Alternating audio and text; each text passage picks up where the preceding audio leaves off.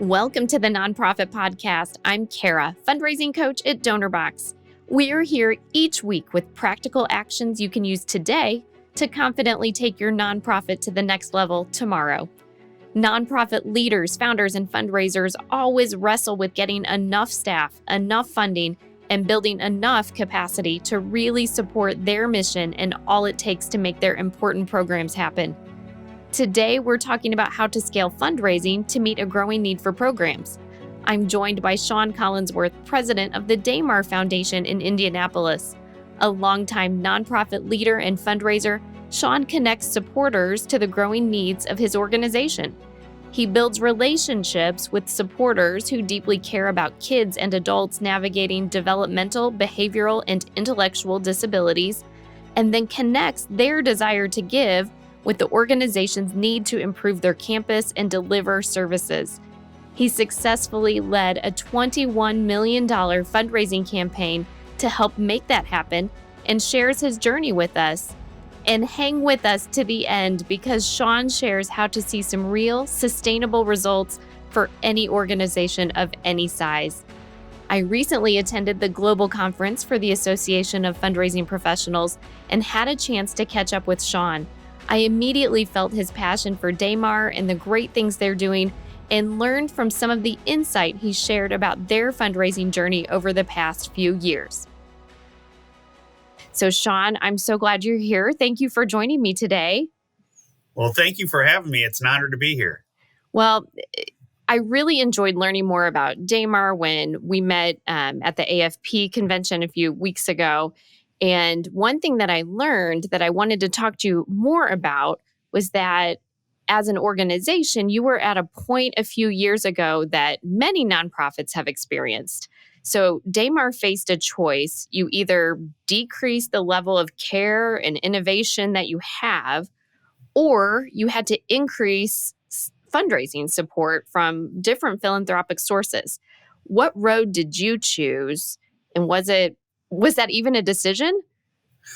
Well, it's always a decision, but it was a tough one because, you get kind of a feeling in your pit of your stomach, and is it the right decision? And it's for the cause that you care so much about and so deeply about that, but after we met as a group and our leadership spoke, we decided, we have this entrepreneurial spirit and you know what, we're going to bet on ourselves.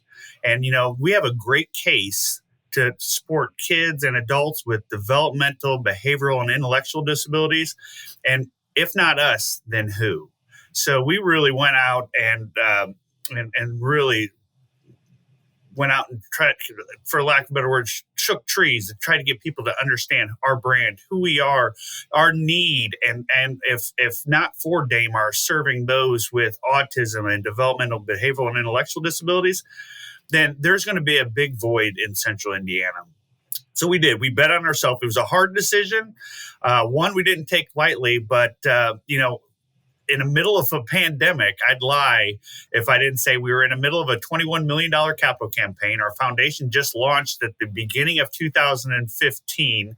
We had a lot of people in Central Indiana who really didn't know who Damar is and the wealth of and the reach that we have throughout Central Indiana. The fact that we touch the lives of 1,500 people each and every day with developmental, behavioral, and intellectual disabilities. And these are people who come from poverty. These are people who are wards of the state, kids who are wards of the state. So we really had it stacked against us.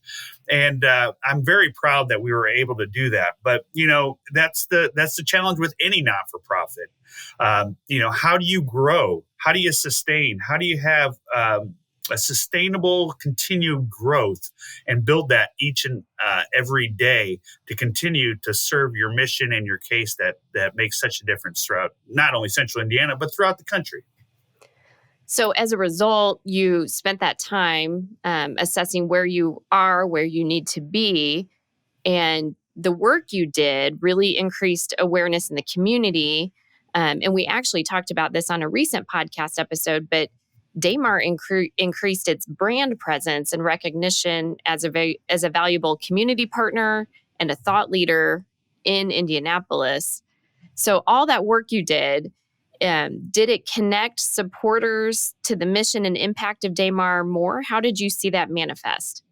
Well, obviously that is priority number one in my role as the president of the foundation, is really going out and be outward facing, and that brand presence and the need and the really just going out and making relationships. So, we had a couple different strategic kind of initiatives that we kind of launched, and from different ways. One, internally, like, how are we serving our population? And as simple as forming a parents advisory council of parents with kids and adults with developmental disabilities, and listening, what are their pain points? What are their things that they keep them up at night and they worry about? And we really started listening to them, and from listening to those people who support us and their troubles and trials and tribulations, we were able to go out into the community and really work one-on-one and advocate for those. And really, one big component of our capital campaign that we just completed successfully was, we created a Damar village here on our campus. Our campus is located down by the airport. Indianapolis International Airport is home to 193 kids with developmental and behavioral disabilities. They called our Damar campus the home, but now it's also home to adults, affordable housing for adults with developmental disabilities. Because what we heard from that parent advisory council was,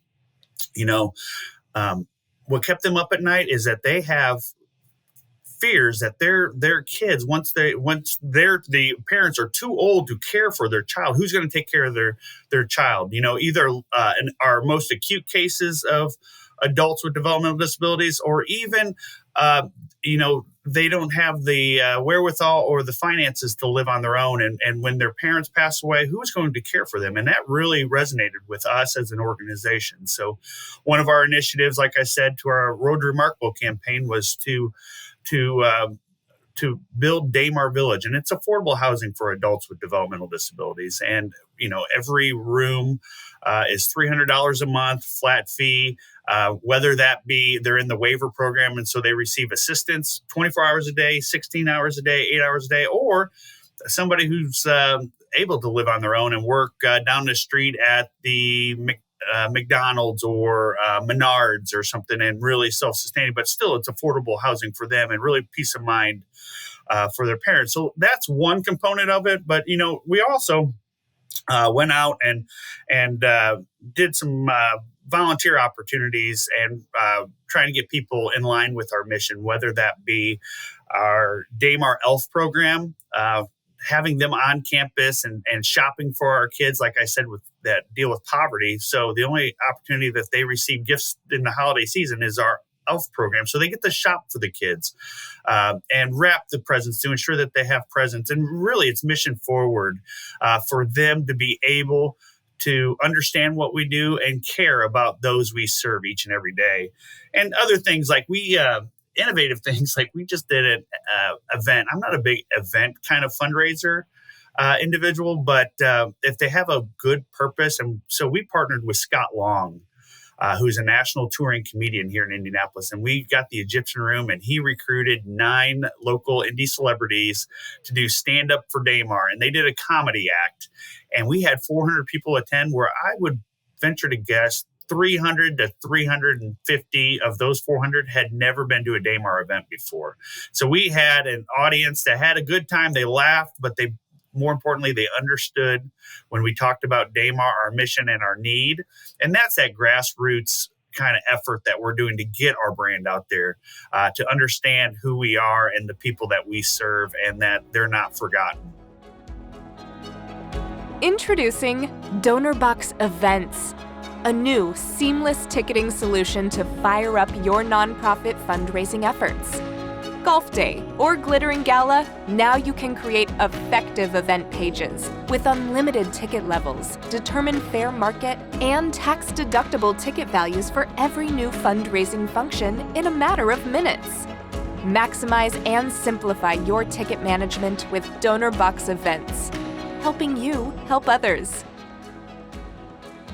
Are you planning for a steady increase of people who need your services? And what does this mean for the organization and what does this mean for fundraising when and this could apply to any industry in any sector as the need grows. How do you respond as a fundraiser? Currently looking to serve a population on the east side of Indianapolis because it is a very much an underserved area. If you look at a heat map of autism services throughout central Indiana, the east side is a void. And so we want to provide resources for parents on the east in that area and provide services. But in addition to that, we want to provide maybe throughout other areas of central Indiana or Indiana, Fort Wayne, rural areas. So as you're right, as there are more people diagnosed with autism, we're providing those resources developmentally to those families that are needed throughout the area, and we'll continue to do so. And with that, the fundraising component is a vital part of that as well. But people become very passionate about the cause and their kids, and we have our work cut out for us to help support these initiatives to help give the resources and services to those families in need. Mm-hmm. So back to fundraising. Many nonprofit leaders and founders and fundraisers may be thinking, I need to fundraise, but I'm really overwhelmed. Maybe I don't even know where to start. What would you share with an organization who's also at that do or die point? Or what would you share with a new nonprofit professional about how to beef up and scale fundraising to meet that growing vision? Well, my first piece of advice is you're not on an island, and I want every new fundraiser to realize that it's just not you having to do the work. If you feel like it's just you having to fundraise, then I strongly believe that you're not doing it right. You need to surround yourself with a team of people. And I always get the kickback, well, we don't have the resources to surround ourselves with a group of people like money for staff. And I'm not talking staff. If you have the resources for staff of one, that's fine. But you're going to surround yourself with hopefully quality board people, quality volunteers, quality advocates, people. Your fundraising is relationships, pure and simple. And so going out into whatever community you belong to and creating those relationships and advocate and telling your story and sharing your case, that's how you grow organically in fundraising. And that's how you're going to be successful. And it may be slow at first, but you're going to make connections throughout your entire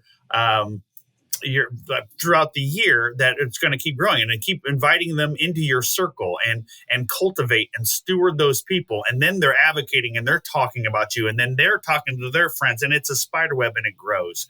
So, it's the whole adage, how do you eat an elephant, one bite at a time.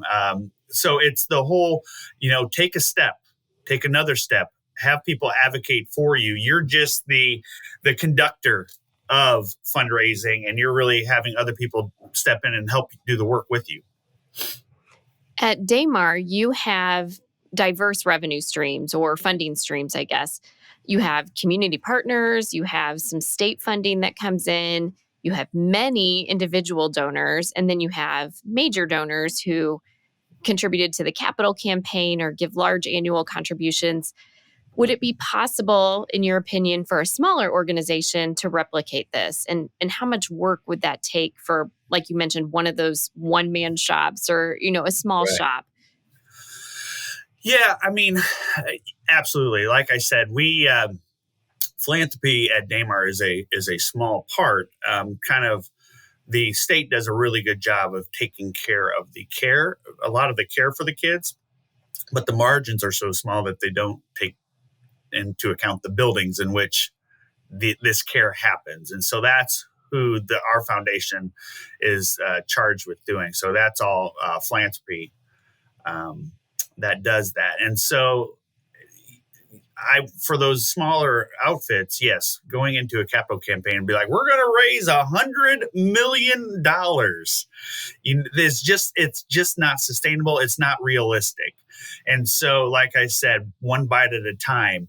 Be strategic with your board, be strategic with your staff. And just like, Damar does on a different scale and has to as we grow, because again, we haven't always been the size that we are, is understand what your priorities and what your case is and what your messaging is, and go out there and do that well. And once you do that well and you achieve that goal and that strategic initiative, then what's your next strategic initiative? And then build off that. And you're pretty soon you're stacking those blocks on top of each other, and you're seeing very real sustainable results, and you're making a difference. And really, quite frankly, in philanthropy and development, that's all that matters. Don't get caught up looking at the grass being greener on the other side, because it isn't always greener on the other side. I believe that wholeheartedly. I've worked for big outfits, big shops. I've worked for small shops. And the important thing is that you're making change. And if you believe in that, then absolutely making a difference in the world. What is one piece of advice that has helped you in your position, or what's one tool that's helped you grow as a fundraiser and a leader that you would share with someone else in wanting to learn more? And you know what? I love that question, because if anybody knows me would tell you the same thing. The simple answer is passion. If you're not passionate about your cause, if you don't have energy when you meet with your donors, you are not going to be successful. Donors feel that. Donors understand that. I get up every morning and understand that I am helping kids and adults with developmental behavioral disabilities. And I am excited about that. When I meet with donors, they know I'm excited about that. And I'm excited to have them understand the passion that I have and how they can make a difference. If you go in and just kind of mail it in or aren't passionate about your cause, then you need to find an organization where you are passionate about it, because donors see that. And that's how simple as that you're going to be successful. So I really believe that. So you need to bring energy, and from passion, you create culture. And I'm a big culture guy. So when you have energy, you have passion, it organically creates culture, not only within your staff or your board, but within your ranks of donors and major donors. And culture is so vital for success. So if somebody is just getting started, or just take a moment, kind of sit back and understand and that you've got to bring it each and every day, that you are making a difference in folks' lives. Well, you are making a difference. And I picked that up very strongly from you. I had the privilege of sitting with you for a little bit of time at that conference I mentioned. And I learned immediately what valuable programs and services you were delivering. I felt the passion behind it, and you inspired me. And that was just in a very short meeting in an informal setting.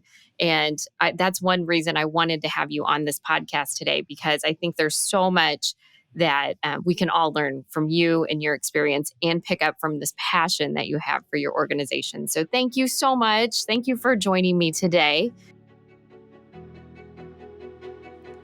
Thank you for choosing to spend time with the Nonprofit Podcast today. We all wrestle with finding enough time and enough of everything to meet so many needs. I hope you've left with confidence to take step after step and bring others alongside you in your mission. Don't forget to download and review the podcast today, or give a thumbs up to the Nonprofit Podcast on YouTube. You're here to help others. We're here to help you. Until next time, stay inspired. The Nonprofit Podcast, powered by DonorBox, helping you help others.